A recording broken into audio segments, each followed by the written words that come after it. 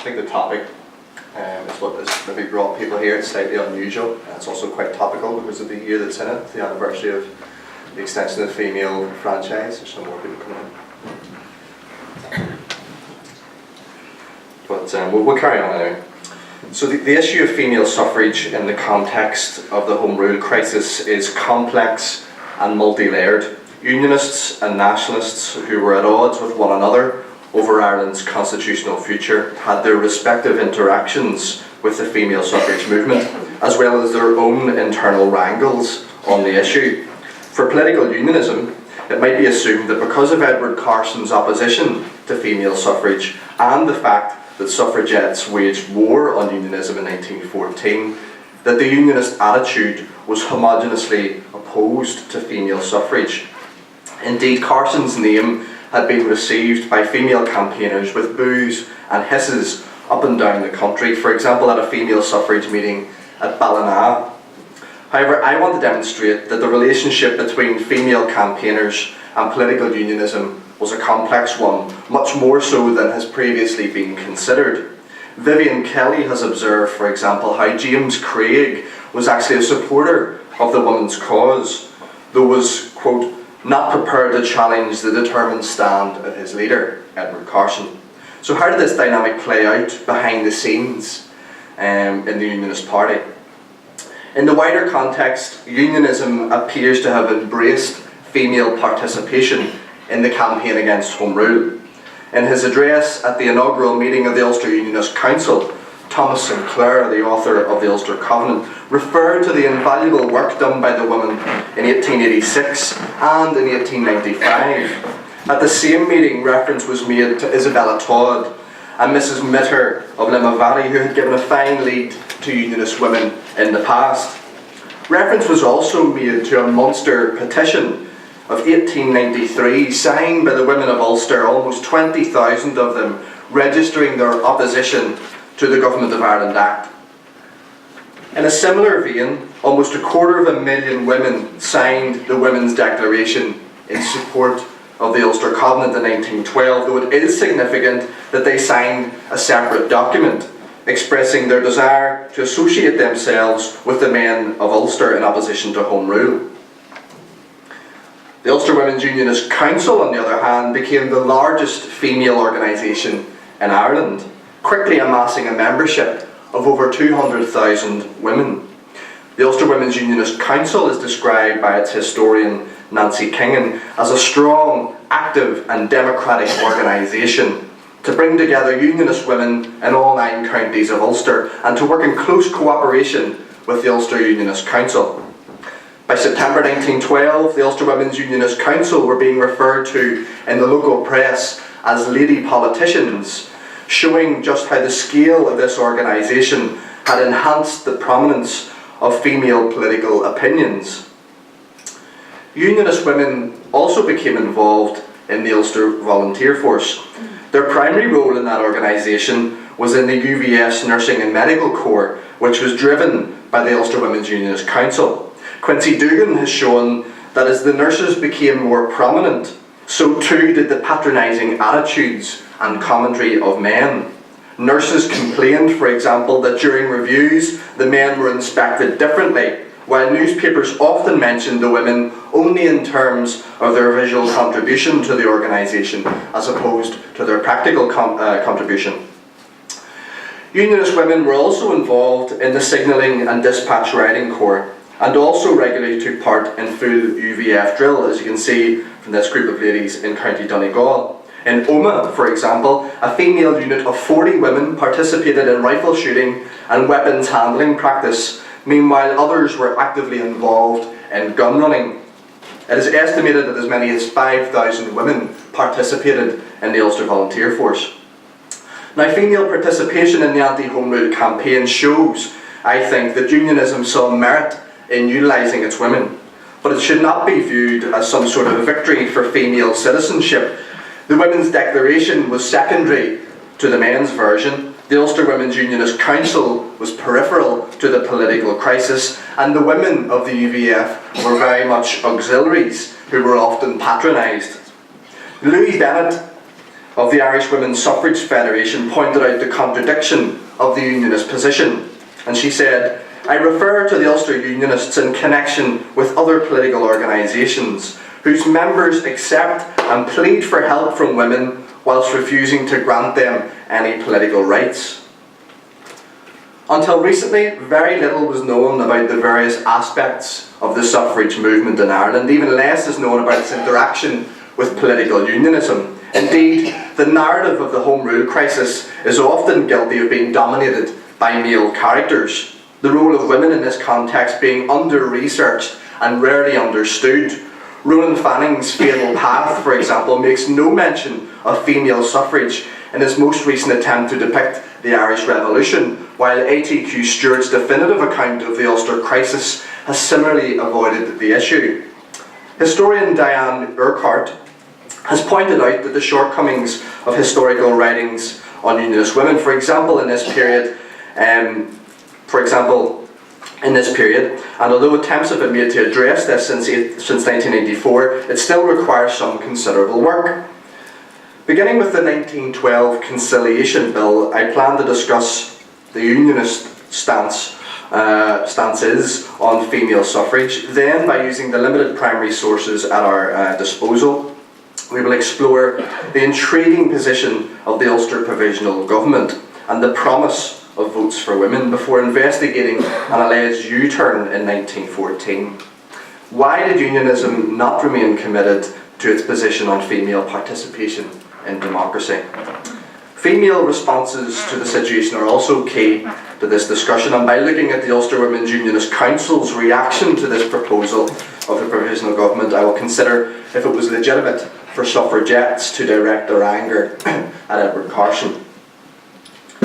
One newspaper wrote of the suffrage campaign during the Home Rule crisis, and I quote, the women's cause is a strong one, but compared with that of Ireland, it is fair to recognise that it is in its infancy." The issue of Home Rule for Ireland had of course been the touchstone of Irish politics since the 1870s, and it dominated above all else until 1914. And to make matters worse, female campaigners themselves were divided over the extent to which the vote should be extended. Political parties therefore found it difficult to place their full support behind a fractured movement, a movement that was diverse in both its demands and its methods for achieving them. For these reasons, the issue of female suffrage found itself on the periphery of politics during the Home Rule crisis, and as Myrtle Hill has observed, no mainstream political party, with the exception of the small but growing Labour Party, supported the women's campaign. As a result, opinion in regard to female suffrage did not necessarily follow party political lines through the duration of the crisis. Therefore, it would be incorrect to label either the Unionist or Nationalist parties as explicitly pro or anti-female suffrage. Against this political backdrop, the fractured female campaign for women's enfranchisement was faced with an important dilemma. They could lobby one of the political camps, pro or anti-Home Rule, to grant them a favourable solution in a new constitutional arrangement, or they could avoid altogether the party political path, which would inevitably be divisive in its own way, and remain aloof from the Home Rule debate entirely. Margaret Ward has demonstrated how both options were adopted by a range of different female suffrage groups, but that the dissenting pathway was the key to opening the door to what she describes as a distinctively feminist voice in Irish politics. Despite the growth and momentum of the Ulster suffrage movement in the early part of the 20th century, it remained hindered by its fractious makeup and its complex stance on the issue of Home Rule. Orange and green politics seeped into the suffrage campaign despite efforts to keep it out. The Irish Women's Suffrage Federation was formed in 1911 with the intention of uniting the scattered suffrage societies in Ireland, but it had only a limited success in bringing together such groups and societies in Ulster. The IWSF had no explicit opinions on Home Rule, yet in practice this was a complicated stance to maintain. Many women in the IWSF felt pressurised actually to align themselves to either unionism or nationalism. For example, the Whitehead Suffrage Society They closed their meetings each time with the national anthem, God Save the King, thus arguably identifying themselves with the Unionist political tradition. A defining moment for Ulster's female campaigners and their relations with the Unionist and Nationalist parties came with the culmination of a series of conciliation bills in 1912. The Parliamentary Franchise Bill, as it was officially known, was introduced on the 19th of February 1912 and would have provided a limited form of franchise to around 1 million wealthy property-owning females. It was seen as something as a concession from the British government. And it would have seen these women added to an electoral register of around 7 million men. After a short delay, the bill was eventually debated on the 20th of March 1912 and was narrowly defeated, 222 votes to 208. This was due in no small part to the 41 Irish Parliamentary Party Nationalist MPs who voted against the bill, thus ignoring an IWSF circular to the party declaring that if your party refused to support our conciliation bill, we shall take it as an act of hostility to Irish women. The Irish Parliamentary Party rejected the bill on the pragmatic basis alone that its defeat would allow Parliament an additional week to discuss the Home Rule Bill. The Irish Parliamentary Party's role in balancing power at Westminster, if you think of the DUP's position today, the Irish Nationalists held a similar position in 1912. But this meant that their position on the issue was crucial and they were under more scrutiny, more so than the Unionist Party, who I feel had more room to manoeuvre on this issue. And this created space for dissenting voices within the Unionist Party. The Unionist position was further complicated because they opposed Home Rule on the grounds that it was being forced upon the people of Ulster without an electoral mandate to support it. To then support votes for women on the same basis would have been a huge contradiction and left them open to criticism from political opponents. Nevertheless, contemporary newspaper commentary does suggest that Unionism was broadly in favour of a limited extension of the franchise for women at this point. However, some Unionists who were inclined to support the campaign for female suffrage were also quoted as contemplating a reversal of their position in advance of the bill's debate as a direct consequence of militant action by suffrage societies. One Unionist MP said that he felt, quote, compelled to vote against the extension of the franchise to women till those who demanded a share in the government of the country showed by their conduct that they meant to carry on their propaganda in a constitutional manner. The outcome of the Conciliation Bill is a useful barometer, I feel, for political unionism's attitudes to female suffrage at this time. Amongst the 208 aye votes were some prominent Unionists, including Arthur Balfour, Andrew Bonar-Law, Charles Curtis Craig, the brother of James Craig, and H.T. Barry, who was a Unionist, I think, from Limavady direction, all of whom were passionate anti-Home Rulers in this period. The Irish Unionist leaders, Edward Carson and James Craig, appear to have abstained from the vote on this occasion, and unfortunately, because no Unionist representatives contributed to the parliamentary debate, we are unable to interrogate their rationale for voting one way or the other, or for abstaining. The fact that it is so difficult, I think, to find any Unionist commentary on this bill, even in the local press, suggests to me a degree of effort to disengage from the debate entirely. Myrtle Hill has observed how, in general, quote, the Unionist camp was unwilling to be deflected from the critical constitutional question, or even to devote parliamentary time for discussion on the issue. But despite this being broadly true of the Unionist Party's strategy, I think that it is a sweeping statement in the sense that it ignores a definite, as I found it, pro-suffrage thread which ran through the Unionist Party. Clearly then, the Unionist stance on female suffrage was far from doctrinaire, having heard what we have just heard, and a good deal more complex than the sentiments of Mr. Lawrence Houseman from the Men's League for Women's Suffrage, as reported by the Irish Suffrage newspaper. This was a suffragist newspaper. when he declared that most anti-suffragists were also anti-home rulers. And although this may well have been technically correct, it shouldn't diminish the Unionist performance, I think, during the 1912 Conciliation Bill. The result of the Conciliation Bill turned many female campaigners against the Irish Parliamentary Party, though not necessarily against the political concept for Home Rule for many of them. Others, like the Women's Social and Political Union, saw the potential benefits of aligning itself with political unionism. Indeed, in the columns of the Irish Citizen newspaper, there was a request that, quote, Irish suffragists should begin to devote special attention to the Irish Unionist Party. There was a good basis to work on in the fact that 6 members of that party voted for the Snowden Amendment and none against it. Now, the Snowden Amendment was an attempt in 1912 to amend the Home Rule Bill by extending the franchise to women, though it failed due to opposition from some Unionists in Great Britain, despite the support and abstention of Irish Unionists, though their motives actually remain unclear because, as I say, very little commentary can be found from them. As a result of the Irish Unionist Party's position on the Snowden Amendment and the Conciliation Bill, female suffrage campaigners, as evidenced in the pages of the Irish Citizen newspaper, clearly felt that there was an opportunity to make some progress in conjunction with the Unionists in Ireland. And as a result, curious alliances could develop. For example, during the Londonderry election campaign in January 1913, the Londonderry Standard was described by another newspaper as the local orange newspaper in Derry.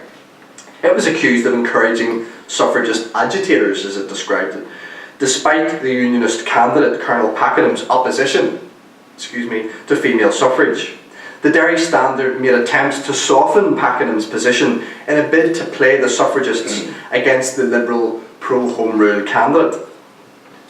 Quote, there is no need, however, for subtle argument. The suffragist campaigners have already assured the Unionists that they will do their best to secure the defeat of the Home Ruler. This is a remarkable position to adopt given Pakenham's unapologetic anti-suffrage stance. But the idea was to cause maximum damage and disruption to the government and its candidates. They were not the only ones who thought like this. There's a strong suggestion that Irish Unionist motivations on occasion were primarily to embarrass the Prime Minister on the female suffrage issue. The Evening Herald reported, for example, that, quote, other Unionists who are against women's suffrage will abstain from voting in Parliament so as to embarrass the Prime Minister, allowing the amendment to be carried. David Hogg, the Liberal Home Ruler, eventually pipped Pakenham to the post by 57 votes in that election. Now, as the Home Rule crisis developed, so too did the suffragists' relationship with Unionism. In September 1911, Edward Carson had signalled the intention of the Unionist Party to prepare a provisional government for Ulster. By September 1913, the plans were at an advanced stage and ready to be revealed to the public for the first time.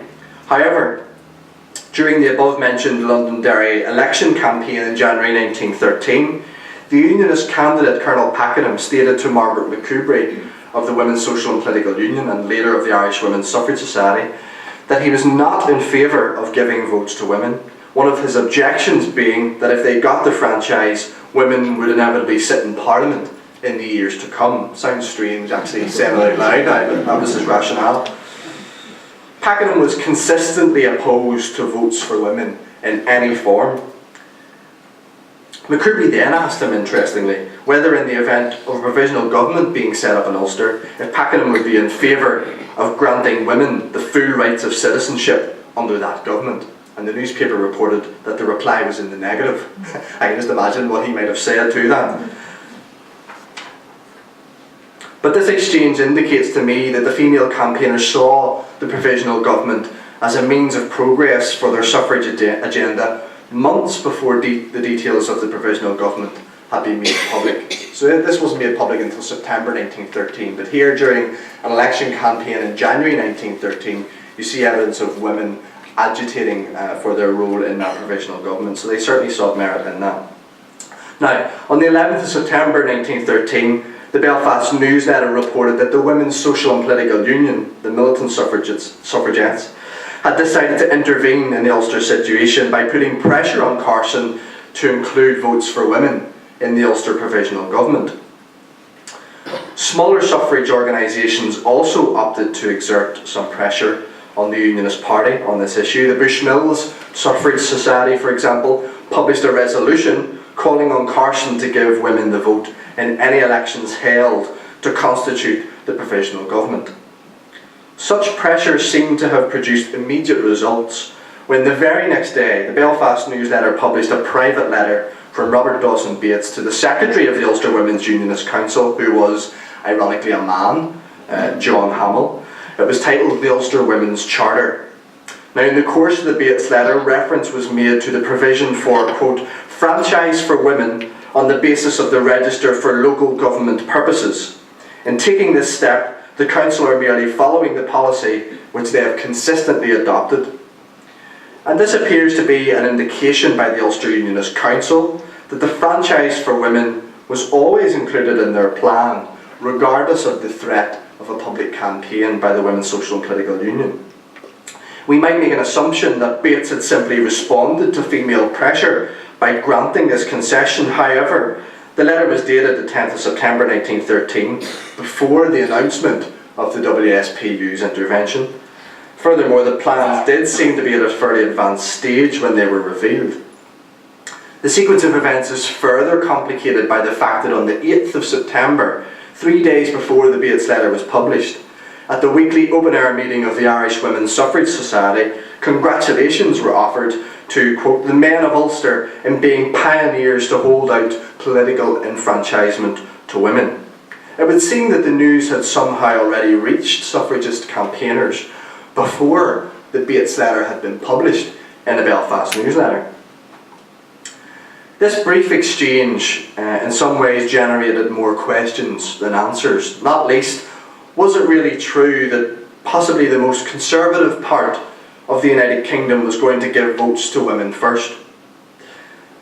The Belfast Evening Telegraph perhaps unwittingly revealed the true motive of this initiative when commenting on a disputed photograph of a suffragist poster parade, when they said that the Unionists are very eager just now to show a united front, and it is a clever move on their part to pretend to the world that Belfast suffragists are on their side. So was Unionism's plan for female participation in the Ulster Provisional Government really a pretend move to display a united front? Not only was this suggested in the Belfast Evening Telegraph, but it was later echoed by suffragists too. Nevertheless, it is possible to derive some answers from the limited clues at our disposal. For example, from the proclamation of the Ulster Provisional Government, where in its first line it reads, whereas Ulster men, free citizens of a united kingdom, born into possession of full rights and privileges. Firstly, the omission of Ulster women is an obvious contradiction to the Ulster Women's Charter in the Belfast Newsletter, unlike the Irish Proclamation in 1916, which addresses Irish women also. Also, the claim that citizens were in possession of full rights and privileges, which of course women were not. Had this proclamation been constructed with the sincere consideration of women's rights and citizenship, then perhaps the first line might have read differently. The first name attached to the bottom of the document is also revealing: Edward Carson, an outspoken opponent of female suffrage. Secondly, there are clues to be found in the agenda for the first meeting of the Provisional Government. On the 24th of September 1913, the Ulster Unionist Council met in Belfast's Ulster Hall to ratify a programme for its establishment. An all-male standing committee of the Ulster Unionist Council assumed the power of an executive committee of the Provisional Government. All appointments to the subsequent working committees were male. Indeed, Carson dominated the Provisional Government throughout all its committees and boards. His was the first name on the team sheet in every single committee, working group and board within that Provisional Government. And it's in this context I feel that it's difficult to see how women were to be given a fair representation in this Ulster Provisional Government, despite what Bates had said in his letter. Thirdly, when the details of the Provisional Government were announced, there was little or no reference to the female element in the local press. Indeed, the press were not even permitted to enter the meeting, which means that anything subsequently written and reported on will have been carefully released by the Ulster Unionist Council so as not to misinform, yet they chose not to include the female element. Such factors indicate that women's issues, I feel, were not high on the agenda of the Unionist agenda, despite Bates's Ulster Women's Charter. On the other hand, however, Resolution number 7, as it was described, of the Provisional Government's agenda, which dealt with the appointment of the committees which we have just talked about, stated that, quote, that it be a recommendation that such committees should co-opt a member or members of the Ulster Women's Unionist Council. This suggests that the idea, I think, of female participation was actually a well-developed component, but not simply a knee-jerk reaction to what the Women's Social and Political Union had threatened. And the motion continued, it being said further that their functions shall be defined hereafter. It was recommended that the committee should contain a member of the Ulster Women's Unionist Council, close quote. Now this agenda, those precise words, were endorsed by the 500 delegates of the Ulster Unionist Council present at the Ulster Hall that evening, which would indicate an overwhelming preparedness to permit the scheme. The motion was proposed by Lord Londonderry, and interestingly, it was seconded by Edward Carson, despite his apparent misgivings about female participation in democracy. And this is something that Dorothy Evans later actually holds them to, as we will hear.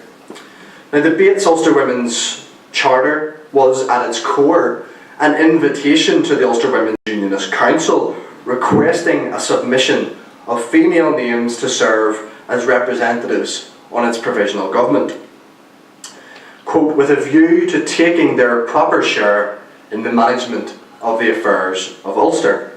But how did the Ulster Women's Unionist Council respond to this? Since their formation in 1911, the Ulster Women's Unionist Council, and in particular Lady Theresa Londonderry, were conscious of the potential distraction and division which could be caused by promoting issues other than the Union, particularly female suffrage. Indeed, there was a deliberate effort to identify these women as Unionists first and females second, and to disassociate themselves with images concerning feminism and the female franchise. Infighting during the youthful months of the organisation proved to be a valuable lesson to Lady Londonderry on the importance of political unity when she presided over that organisation. Rachel Finlay Bowman, who has written about the Ulster Women's Unionist Council, she has written that throughout the remainder of Londonderry's administration, the Ulster Women's Unionist Council was hypersensitive towards potentially divisive endeavours, cautiously approaching matters of recruitment and suffrage. In the period that the Provisional Government was being finalised, and when the WSPU, for example, were preparing their Ulster campaign, the women of the Ulster Unionist Council were in the process of distributing 10,000 leaflets and newspapers in Great Britain per week. This is an indication of how the Women's Council were entrenched in the Home Rule crisis at the time of the announcement of the Provisional Government. In this context, we should not be surprised to learn that the Ulster Women's Unionist Council responded to the Bates proposal in a cautious manner. Firstly, Theresa Londonderry, who wrote to Bates, quote, I have the pleasure in saying, she said, Ulster Women's Unionist Council willing, in accordance with the declaration signed in 1912, we would do whatever is deemed helpful by the Men's Ulster Unionist Council. Secondly, the Marchioness of Dufferin and Ava, who wrote to a friend saying, there is a great deal of feeling about Mr. Bates' letter, and the suffragettes are triumphant. Others wrote to suggest that we veto the resolution, so I came to the conclusion that it would be best to entirely ignore the suffrage part of the letter. Now, at a follow-up meeting of the Ulster Unionist Council, the Theresa Londonderry letter was read out, and it was described as being appreciably received. There was no indication still of any opposition to it at this point. And as Vivian Kelly has correctly pointed out, it was clear that no other issue was going to be allowed to divert Unionist women from their immediate test. At local level, for example, the Kingstown and District Women's Unionist Club, another male chairman actually, stated the objects of the club. And he said, though they had open minds on the question of women's suffrage, they as a club would not countenance any discussion whatever on that subject. They should sink all differences in favour of the union. So it was the union first before all else. The attitude of the Women's Unionist Club in Kingstown was symptomatic of the broader attitude of Unionist women who were politically active.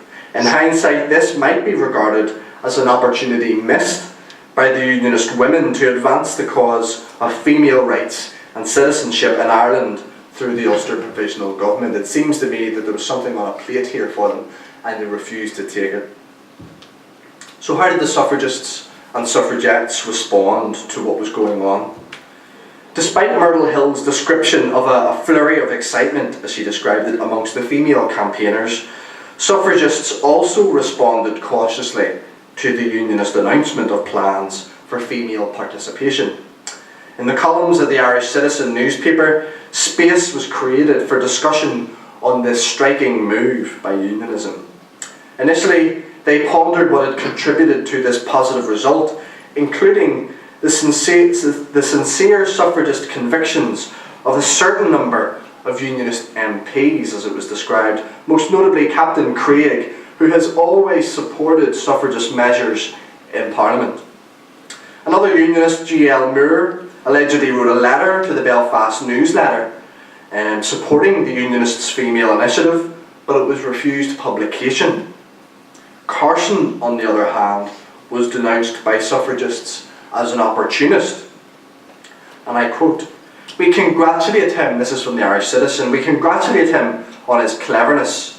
When Mr. Redmond sees the whole force of the militant suffrage movement in Great Britain behind Sir Edward Carson and the Ulster campaign, he may bitterly reflect that had he played his cards as well as his fellow anti-suffragist, Edward Carson, he might have ranged the whole force of the WSPU on the side of Home Rule." So kind of acknowledging that Carson's a bit of a chancer, but he's a clever chancer, as opposed to John Redmond. And this is a significant accusation, I think, and one which is similar in tone by that made by the Belfast Telegraph, as mentioned previously, that somehow a pretend move to get females on side. But it's clear that regardless of the true motives of unionism, their move was being treated with cynicism. Was the offer of female involvement in the provisional government really just a cynical play to ensure that the Women's Social and Political Union did not become enemies of Ulster? Unionists, of course, could never admit this, even if it were true, because it would have been a gross insult to the female campaigners. For the female suffrage campaigners, however, their positivity was soon replaced by pessimism, as the Unionists made no effort to elaborate on their proposals to grant female franchise. It seems to me that this letter appears in the Belfast newsletter, and then the Unionists go to ground on the matter because they realise just how divisive it could prove to be, and it seems impossible then for a period of months to get the Unionists to speak out on the matter. Before long, the Women's Social and Political Union began a campaign to obtain assurances from Carson of an equal share for women on the provisional government. Indeed, there were opportunities for Unionists to clarify their position for the benefit of women. For example, during a Unionist rally in Newry, Carson and Craig had been delivering speeches, and at the close of James Craig's address, a lady called out, "Will Sir Edward tell us about votes for women in the Imperial Parliament? We shall be very glad to hear what Sir Edward has to say." You almost detect a sarcastic tone from that. The unexpected interruption prompted shouts of "order," while those who were situated near to the lady actually jostled her. She was persuaded to leave, although not before repeating her question, without getting any response from the platform. The same rally was referred to by the suffragette newspaper when they observed that, quote, many Unionists amongst the audience were as yet unaware of the fact that women were to be included in the Provisional Government of Ulster. So the Newry rally showed how women's voices could be suppressed by unionism in the wake of September 1913, but not only that the wider Unionist audience had not been informed of the plans to include women going forward. The ignorance of the local press on the issue seems to have fed the disillusion of the female campaigners, while Unionists appeared happy actually to stonewall the matter until further notice. Then, as the crisis deepened, the political focus shifted to matters of territory and matters of permanency. Christabel Pankhurst felt at this stage that the promise of votes for women in Ulster had fallen by the wayside when the Home Rule debate became dominated by issues of territory. So the debate had moved on somewhat in a period of months. So what about Carson's U-turn? As late as February 1914, women still had faith in the Ulster Unionist Council to deliver. Miss Hutton of the Conservative and Unionist Women's Franchise League, it's a bit of a tongue twister, for example, was quoted as saying in that month that, quote, the fact that the Ulster Unionist Council had decided that women should be admitted to a fair share under provisional government was a distinct advance. So here they are in February of 1914, still clinging on to this hope for the provisional government. Now the impasse continued until the spring of 1914 when Carson eventually spoke out on the matter. Up to this point, he had been in receipt of letters from militant WSPU suffragette Dorothy Evans, of which some, I believe, are here in the Public Records Office collection. Letters asking him to fulfil the pledge made by unionism in September 1913. Now, part of the first letter, dated the 26th of February 1914, read, I write on behalf of the WSPU in Ulster to remind you of the solemn pledge which several months ago you made to the women of Ulster, that they should have the vote under the scheme of government established in Ulster by you and your supporters upon the passage of the Home Rule Bill. Instead of establishing this government, you now enter into an agreement whereby Ulster is to remain under the imperial government centred at Westminster. Then, by the pledge you have given to them, you are, as I am sure you will be the first to admit, bound to insist that the enfranchisement of Ulster women shall form part of the arrangement, and that they will at once have the right to vote for members of the Imperial Parliament. The women on whose behalf I write hope to have from you at your earliest convenience a definite assurance that you will assent to no arrangement in regard to the Irish question which does not give to the women of Ulster the right to vote for members of the Parliament under whose rule they are to live. Now, Carson had refused a delegation, including Dorothy Evans, citing ill health as his reason. And the letter from Dorothy Evans to Carson suggests as well, I think, that the focus had shifted from the provisional government by this stage to the exclusion of Ulster from Home Rule. The suffragettes hoped that the pledges of the past might still be applicable to the problems of the present. After receiving no response and deciding to picket Carson's home, Evans decided to write again. I hear that the deputation of women from Belfast arrive at St Pancras at 12:50 p.m. If you're doing any business at all today, I trust that you will find time to receive them. If you're still unwell, will you give me an assurance that you will receive us between the time of their arrival and your going to the House on Monday? What's happening on Monday, the 9th of March in the House of Commons, is that the Prime Minister is due to come to the House with a proposal about Ulster's exclusion from the Home Rule Bill. And what he actually comes there with is an idea of a 6-year temporary exclusion. And Carson's able to stand up on that day and say they don't want a death sentence with a stay of execution for 6 years. So the women know that Carson has to go to the House on Monday. They're prepared to picket his house until he eventually has to leave so they can catch sight of him. Eventually the WSPU deputation arrived and they laid siege to Carson's London home.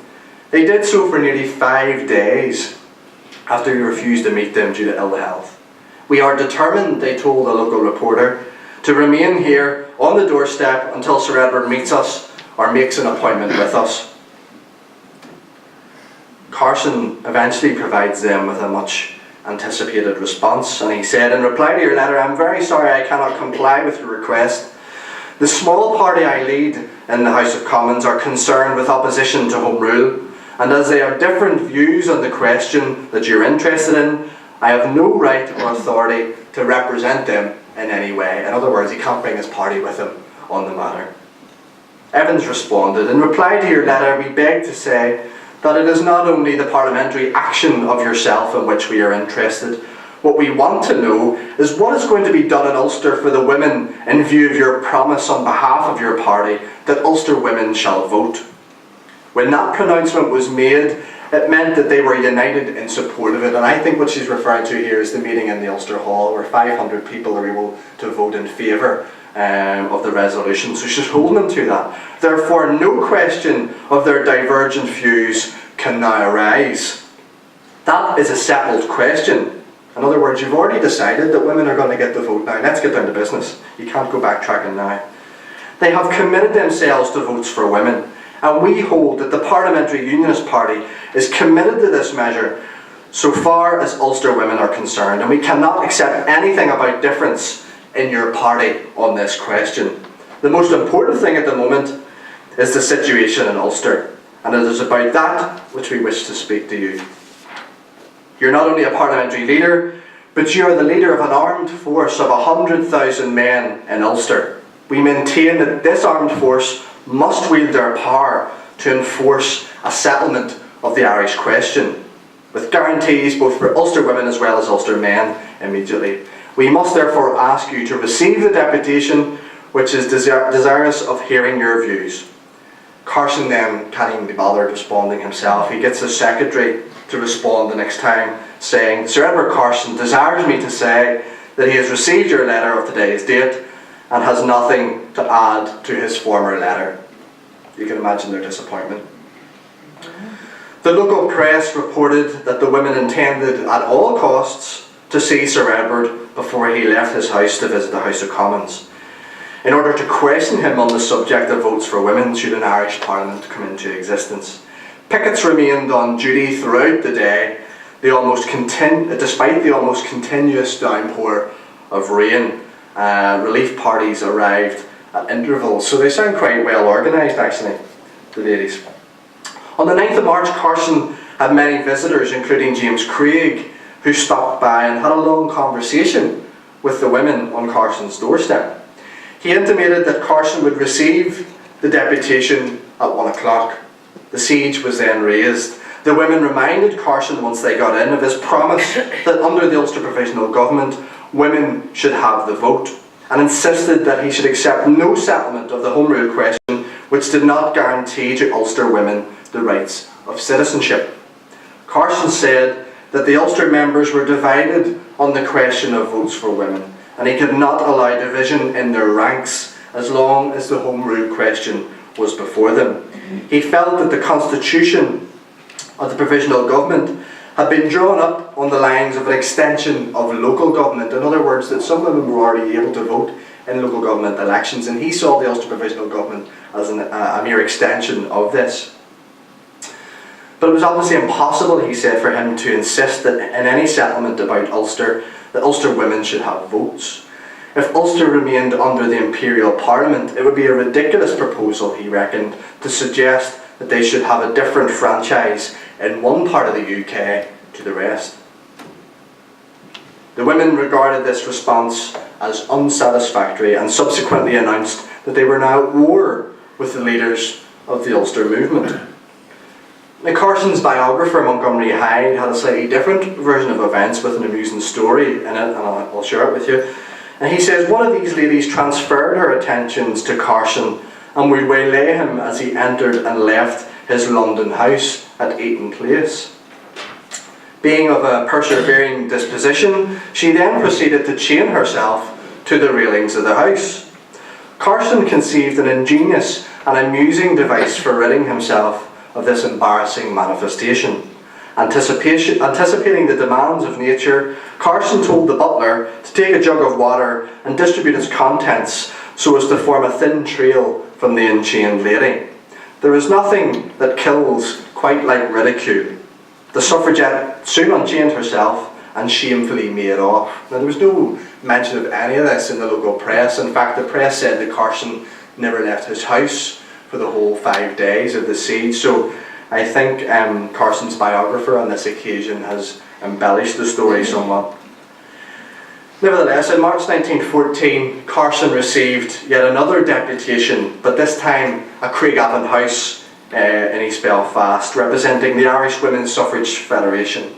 Their first question, in view of the promise made about the Ulster Provisional Government, was whether the municipal register should form the basis of that provisional government. Quote, "Are you prepared to demand that this register should be taken as a basis for any settlement in the Home Rule crisis?" Carson replied that they were fighting for the same treatment as the women of England, that he could not ask for special treatment for the Ulster women. It would be inconsistent on his part to do so, he said, since he had never agreed with the suffrage movement in the first place, nor could he make any such demands on the rest of the members of his party. The next question was, if a referendum for the Ulster counties was accepted, should they be taken on the basis of the municipal register? So this question is about the county option scheme, whether some of the counties in Ulster would be able to hold a referendum and opt in or opt out of any solution which comes as a result of the Ulster crisis. So what they're basically asking here is, are we going to be able to vote in this? And interestingly, Carson replied at that point that this required more attention. I can just imagine Carson sitting there sort of trying to tally up the numbers in his head of each of the counties and how many women would be in each of the counties and how that might actually affect the Unionist position going forward. So it's interesting that he would say there that that one required more attention. But at this point, it had become clear for women that Unionism had reneged actually on its pledge, which, as Margaret Ward has pointed out in this very spot a few weeks ago, it was probably worse than ever having made the pledge in the first place. The response of the Women's Social and Political Union was signalled at a demonstration in the Ulster Hall in March 1914. Dorothy Evans, one of the besiegers of Carson's house, took to the floor and relayed the details of their meeting with Edward Carson. The result being that by refusing to champion the women's cause, they felt that Carson had declared war on them, and they were simply declaring war back on Carson. This was despite large cries of dissent from the audience, who routinely cheered the names of Carson and Craig and heckled the speakers, despite this being a suffragist meeting. Evans said that the audience were aware, for it was now ancient history, that Sir Edward Carson and the Ulster Unionist Council promised under provisional government that women should have equal voting rights with men. That was well enough as far as it went, she said, and all honour to the band of men who had undertaken to break down sex prejudice in that way. And a voice shouted, "Sir Edward Carson always keeps his word." Her message to Carson was, she said, "You have taken the time, money, work and enthusiasm of the women. Are you going to abandon your resistance without securing for them the rights that you say you are fighting for?" Evans conceded that during their meeting with Carson, he showed himself to be reasonable, more reasonable than some of the other politicians who they encountered, and the Prime Minister was cited as one example. But importantly, Carson suggested that he felt that the provisional government was a different proposal than what faced them now. He felt that the provisional government was merely an extension of the existing arrangements at local government level, and as a result, Dorothy Evans declared that evening that as he was no friend of women, he was now their enemy, and he would be fought like any other politician had been fought who had the power to change the lives of women but chose not to. At this point, the meeting was severely disrupted, apparently by Unionists, to which Evans retorted, "I can quite understand Ulster Unionists not wanting the women to hear what I have to say. The Women's Social and Political Union remove the truce we now have held over this part of Ulster." A man from the balcony then shouted, "Don't tell lies about Sir Edward Carson," to which there was loud applause in the Ulster Hall. Suffragettes then embarked on a campaign of militancy which ironically had taken inspiration from the militant Unionist opposition to Home Rule. During the following week, 20 pillar boxes were attacked in Belfast. Further attacks were aimed at property associated with Unionism, including Abbeyland's house in White Abbey, which was burnt to the ground on 27th of March 1914.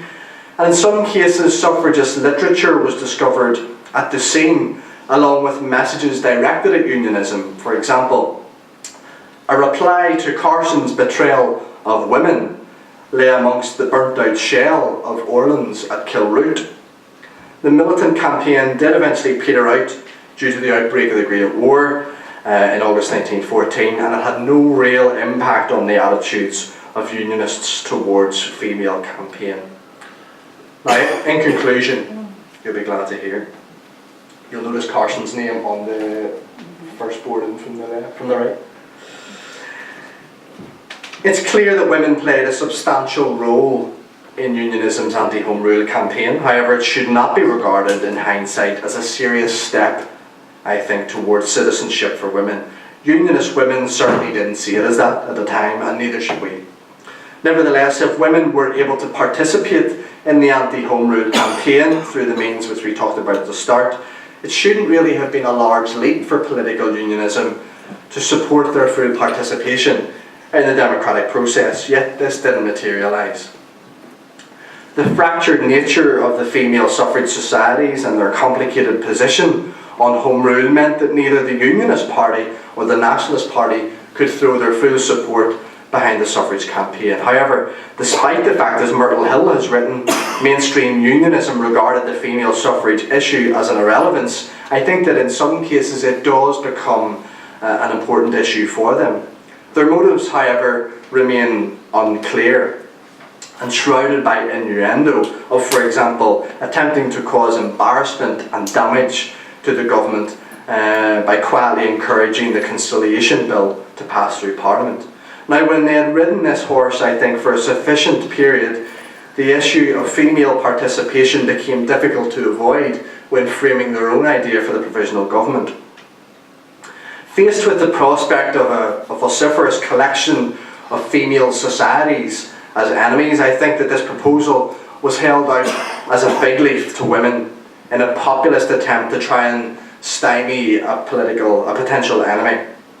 Despite this theory, the proposal was widely endorsed with no obvious opposition at the first meeting of the provisional government, and importantly, Edward Carson felt able to second the motion at this stage. By 1914, not only was Carson not keen on delivering for women, but he was also not capable of bringing his party with him on the issue. As party leader, unity was of strategic benefit to Carson and to the wider anti-Home Rule campaign. In the same vein, the Women's Unionist Council avoided the issue for unity in the face of adversity. Lady Dufferin wrote to Lady Londonderry, for example, that there would have been unpleasantness had the issue of female suffrage been pursued. Nor was the disharmony confined to the political wing of unionism. Timothy Bowman, a historian of the UVF, has suggested that within the ranks of the UVF there was no real consensus on many issues, including the political role of women, and I think further research actually is required in this area. But Carson was right in one sense. The idea of the provisional government was a totally different concept to what had faced him in the spring of 1914. In 1913, the aim was to kill the entire Home Rule Bill through the resistance of Ulster, through the Ulster Provisional Government. The idea of Ulster's exclusion was not really a serious consideration at this stage. By 1914, it was clear that some form of Home Rule would need to happen, and that Ulster might be excluded from the settlement as a possible solution. In other words, the provisional government was a solution to a problem which existed in 1913, not in 1914. And so it was futile, I think, then, for the female campaigners to continue chasing the commitment after it had become irrelevant. And just finally, a wee plug for a tour that I'm doing on Bank Holiday Monday. If anybody fancies hearing some yarns about the Easter Rising and the Battle of the Somme and its connections to East Belfast, you can come along on Bank Holiday Monday, the 27th of August. We're leaving from the Eastside Visitor Centre at 1 o'clock, and if you go to the website there, you can find out more details about that, and you can also put your email address in and get articles such as this sent directly to your email inbox. If I haven't bored you enough today, you could get more of this nonsense sent to your email inbox. Try to pick a different topic every month and then run with it, and this was one of the more recent ones that we did. So thank you very much for being such an attentive audience.